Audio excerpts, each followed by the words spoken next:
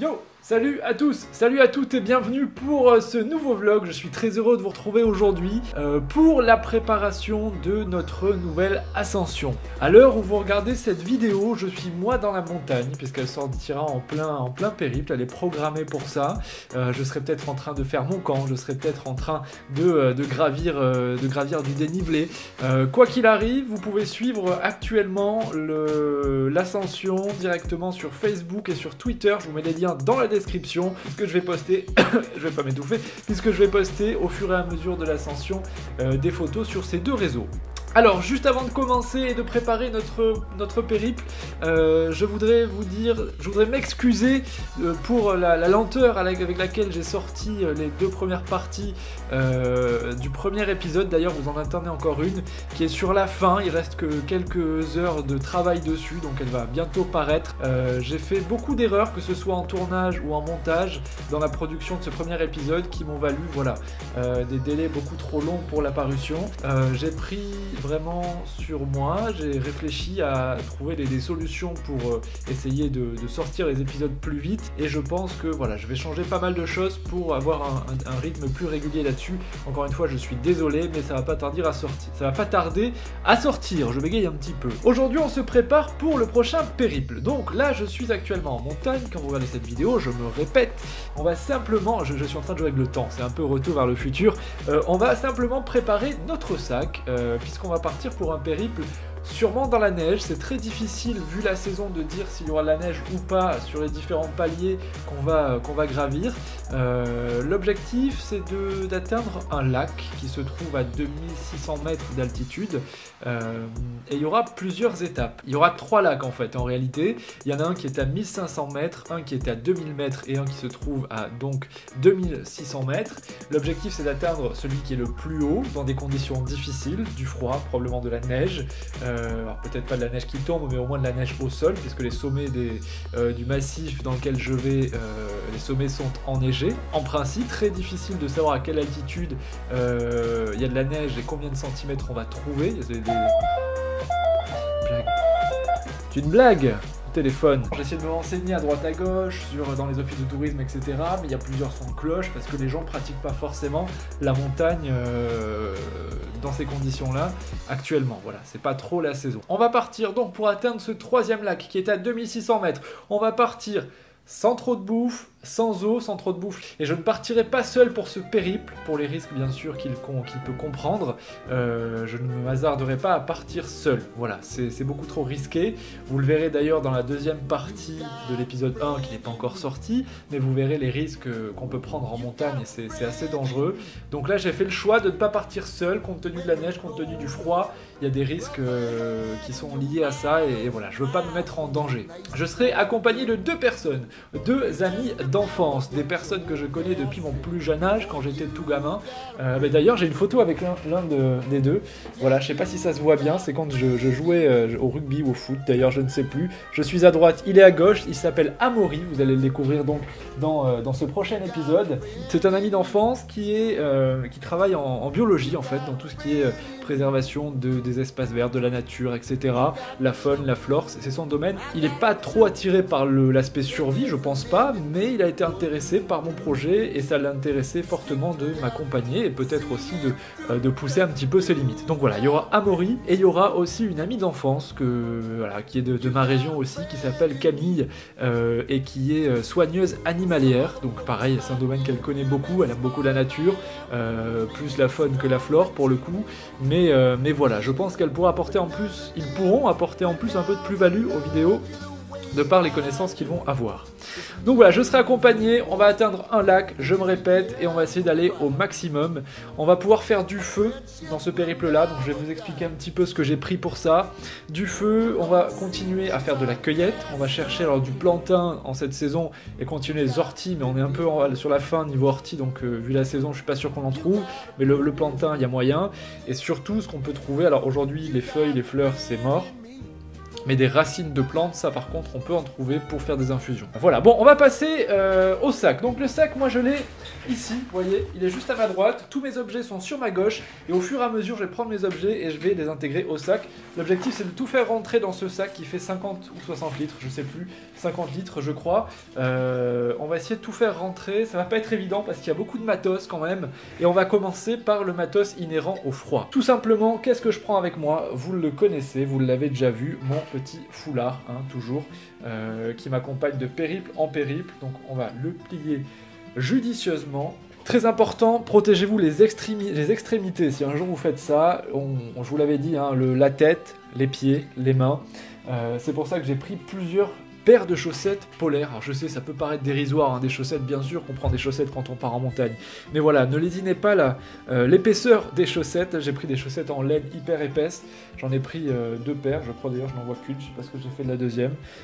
Donc voilà, des bonnes chaussettes, une pour la journée, une pour la nuit, parce que vous savez que vos pieds risquent d'être légèrement humides après des heures de marche, vos chaussettes aussi. Donc je vous conseille de les changer, et pourquoi pas même mettre 2 paires de chaussettes la nuit. Vous mettez une paire sèche et la paire mouillée, vous pouvez la remettre par-dessus, pour vraiment voilà, être sûr de ne pas avoir froid aux pieds, parce que c'est le pire du pire d'avoir froid aux pieds la nuit. Autre extrémité, les gants, bien sûr, des gants imperméables, hein. Prenez pas les gants en laine quand vous partez en montagne, surtout quand vous avez de la neige, des gants qui sont doublés à l'intérieur pour protéger du froid, c'est très important. Donc ne lésinez pas non plus sur le choix des gants. Et peut-être la chose la plus importante, c'est d'avoir de très bonnes chaussures. Là j'ai investi avec des chaussures moi de marche pour les saisons automne, printemps, été.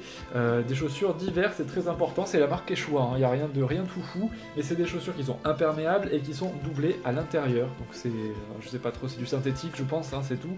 Mais ça vous permet d'avoir chaud, surtout qu'on va devoir marcher en raquette, je pense, durant une bonne partie de l'ascension. Donc, pardon.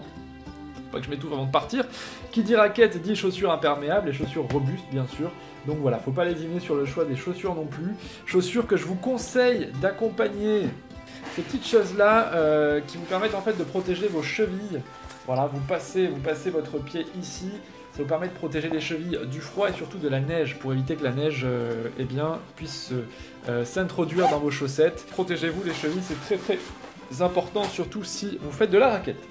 Ça c'est pour l'équipement et bien sûr une polaire, hein, une polaire qu'on mettra en dessous du manteau. Je vous montre pas le pantalon aussi parce que je vais pas vous montrer caleçon et compagnie, mais voilà, toujours des choses doublées, des choses bien chaudes. Ça je le mettrai pas au début, pas pour la marche, surtout pas la polaire, c'est pour après la marche effectivement.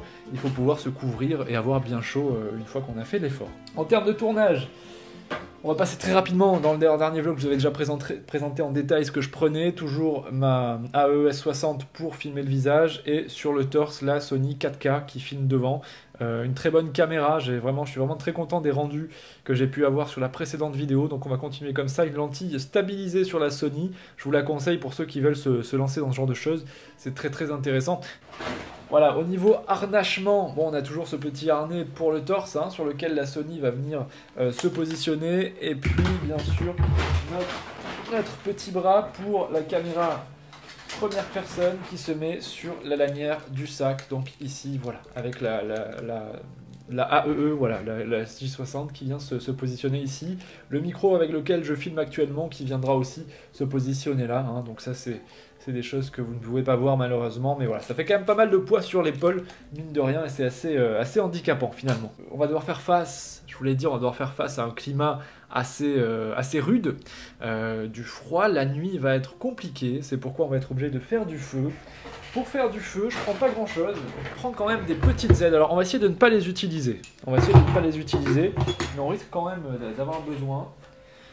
Surtout si on ne trouve pas de bois vraiment sec. Pour faire du feu, je prends un peu de sciure de bois à l'intérieur. Je ne vais pas l'ouvrir parce que, remarquez, je dois pouvoir le faire. Ce serait con que ça tombe sur le clavier, hein, la sciure de bois. Voilà. Vous voyez à l'intérieur, un petit peu de sciure de bois. C'est simplement un amadou, ça permet de prendre feu si jamais on n'arrive pas à en faire de la sciure sèche. On va quand même essayer, mais bon, si on ne peut pas, on aura toujours ça en plan B. Et je prends des petits sticks de bois, pareil. Hein, vous voyez, c'est du bois sec. Voilà, que j'ai acheté, c'est Tinder Sticks qui fait ça, c'est très bien, ça permet de démarrer un feu. Bon, écoutez, il n'y a pas de produits chimiques là-dessus. Et pour lancer le feu, pas de briquet, on va partir avec une pierre à feu et un couteau bien sûr qui permet de faire l'étincelle. Je sais pas si vous connaissez un petit peu le principe. Voilà, donc la pierre à feu, j'en prends 2 au cas où, on sait jamais.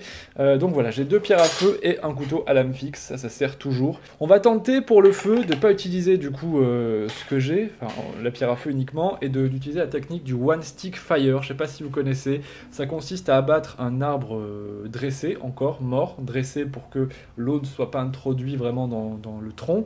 L'eau ruisselle sur l'écorce, donc faut pas un arbre couché, hein, un arbre vraiment encore dressé. Et d'aller chercher le cœur du tronc pour avoir du bois sec et le débiter petit à petit en sticks de plus en plus petits. Voilà. Le dernier stick le plus petit, il faut arriver à en faire des copeaux de bois pour démarrer un feu. Donc ça va être notre technique. Si ça ne marche pas, on a un plan B, c'est important d'avoir des plans B aussi, tout comme la nourriture. La nourriture, je vous l'ai dit, on a du plantain à chercher, de l'ortie. Si jamais on ne trouve pas, vu que je ne suis pas seul, je ne veux pas prendre de risques inutiles, je prends, et je suis sincère avec vous, je prends, et je le dis, je prends 6 barres granny, noisettes, céréales. Alors le froid, on peut être en manque de sucre assez facilement, l'énergie se dépense très rapidement quand vous êtes frigorifié. Donc je prends ça vraiment en cas d'extrême urgence. C'est des choses que j'essaierai de ne pas utiliser, mais en cas d'extrême urgence, voilà, je préfère être sincère avec vous. On prend là aussi un plan B au cas où, ça ne va pas nous rassasier, mais ça peut nous permettre voilà, d'avoir un petit apport en sucre au besoin. Le camp, passons aux choses sérieuses. Le camp, donc l'idée ça va être de mettre au centre du camp un feu de camp pour se réchauffer, qu'on va essayer d'entretenir toute la nuit. Et autour de ce feu de camp, on va installer des hamacs. On va dormir en hamac. On ne peut pas dormir à même le sol vu la saison, c'est trop dangereux. Il n'y a pas assez de neige pour creuser des igloos et des tranchées dans la neige, ce qui aurait été la meilleure solution en cas de grand froid, de dormir dans la neige. Ça vous assure une température de 0 degré, c'est l'idéal. Ça vous coupe du vent en plus, alors que le hamac, vous avez le vent. On va essayer de les orienter de telle manière à ce que le vent soit minimisé. Mais voilà, c'est la seule solution qu'on a actuellement, c'est le hamac, c'est la meilleure. Donc j'ai un hamac assez réputé en bushcraft, c'est un Ticket to the Moon, très simple, hamac militaire en toile de parachute, donc rien d'exceptionnel. Hein, je vous montre l'intérieur, qui supporte un poids de 200 kg, donc ça devrait le faire. Très, très compact, hein, vous voyez, pour le porter, pour le mettre dans le sac, c'est assez facile, il n'y aura pas trop de soucis. Donc voilà, le hamac, j'ai un tapis de sol aussi, que j'avais déjà lors de la dernière ascension. Vous voyez, il a quelques marques qui sont restées. Soit je le mettrai dans le hamac justement pour protéger le fond du hamac, puisque vous savez que le problème des hamacs, c'est le vent qui va passer dessous, qui va faire froid au dos. Donc ça, je le mettrai probablement à l'intérieur du hamac, au fond, pour protéger un petit peu le dos. Une hache, bien sûr, indispensable hein, pour la confection du camp, des cordes, cordelettes, cordes militaires, là aussi. Alors, il y a un système de fixation déjà à l'intérieur du hamac, mais je prends en plus de la corde, ça sert toujours. Sachant qu'on va quand même, au-dessus des hamacs, on aura 3 hamacs, vu qu'on sera 3. Une bâche, au cas où, en cas de neige intense, on prendra une bâche sur les hamacs pour se protéger. Voilà. C'est une technique que bon, j'ai jamais encore utilisée, on verra bien ce que ça donne.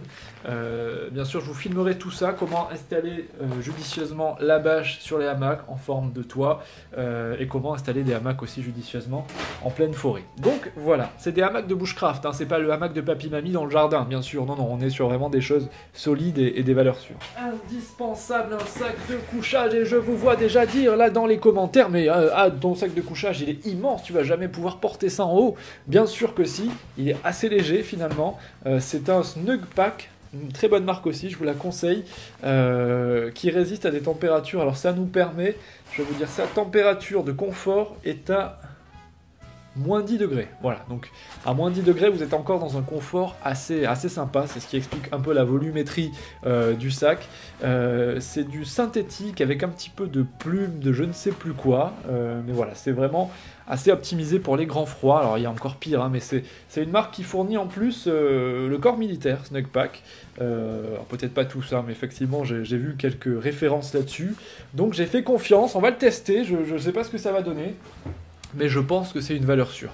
Boussole indispensable, on n'aura pas de marque au sol pour nous guider. Vous savez que normalement les pistes sont marquées, les pistes d'ascension, et du coup on va devoir s'orienter à la boussole. On a un petit peu repéré les lieux, le nord, le sud, etc., les différents pics situés au nord et au sud, et on va s'orienter grâce à ça. Alors bon, c'est assez simple d'utilisation, hein. C'est une simple boussole à viser, hein, rien de bien compliqué, et donc voilà, on va essayer de s'orienter par rapport à ça, par triangulation peut-être parfois. Donc c'est peut-être une technique que vous connaissez pas, que moi je connais un petit peu, hein. Je l'ai jamais utilisé en cas d'urgence, si vous voulez, mais ça peut être intéressant de vous en parler. Donc voilà, la boussole, indispensable, les popotes pour le feu de camp, tout simplement, hein. Ça devrait le faire assez bien. On devrait pouvoir se faire des infusions ou des soupes, etc., comme j'ai pu le faire lors de la première ascension, mais vous le verrez ça dans la partie 2 de l'épisode 1. Donc voilà, je vous ai à peu près tout présenté. J'ai toujours bien sûr mon kit de survie avec du désinfectant, avec des pansements, etc. Ça, il faut absolument en prendre, ne négligez pas ça non plus. Je suis un petit peu stressé à l'idée de partir comme ça dans la neige, dans le froid. Ça me rassure un petit peu d'être accompagné. C'est peut-être le seul épisode que je ferai accompagné, à moins que j'en refasse l'hiver prochain, mais voilà. J'espère que l'épisode vous plaira. Je vais faire au mieux de ce que je peux, vraiment, pour vous offrir un contenu de qualité, une nouvelle fois. D'ailleurs, c'est un peu ce qui a ralenti la sortie des précédents épisodes. Je vous mets aussi un lien d'un article que j'ai mis sur Facebook dans la description de cette vidéo, qui vous explique pourquoi les épisodes mettent tant de temps à sortir. Voilà, je vous invite à le regarder, c'est intéressant. Je m'exprime sur le sujet. Merci à tous pour votre soutien. Allez checker Twitter et Facebook aujourd'hui et demain. Donc, quand la vidéo sortira, nous serons le 25 novembre. 25 et 26 novembre, je serai en plein périple. Et c'est entre la nuit du 25 au 26 que je serai en montagne. Des photos, je live tweet un petit peu quand je peux, quand j'ai du réseau en montagne, notamment la nuit. C'est assez drôle de suivre la nuit. Si je peux, je ferai un périscope. Bon, il y a peu de chances que j'y arrive, vu le réseau, mais si je peux, je le ferai. Je vous remercie à tous, je vous embrasse chaudement, des pouces en l'air, je compte sur vous. Et puis encore désolé pour les retards de sortie des vidéos, mais ça va bientôt venir, comptez sur moi. Et on se retrouve donc pour la deuxième partie de l'épisode 1 et l'épisode 2 qui suivra assez rapidement du coup, vu que je le tourne en ce moment même. Allez, salut à tous, ciao ciao, bisous et pouces en l'air, merci, salut.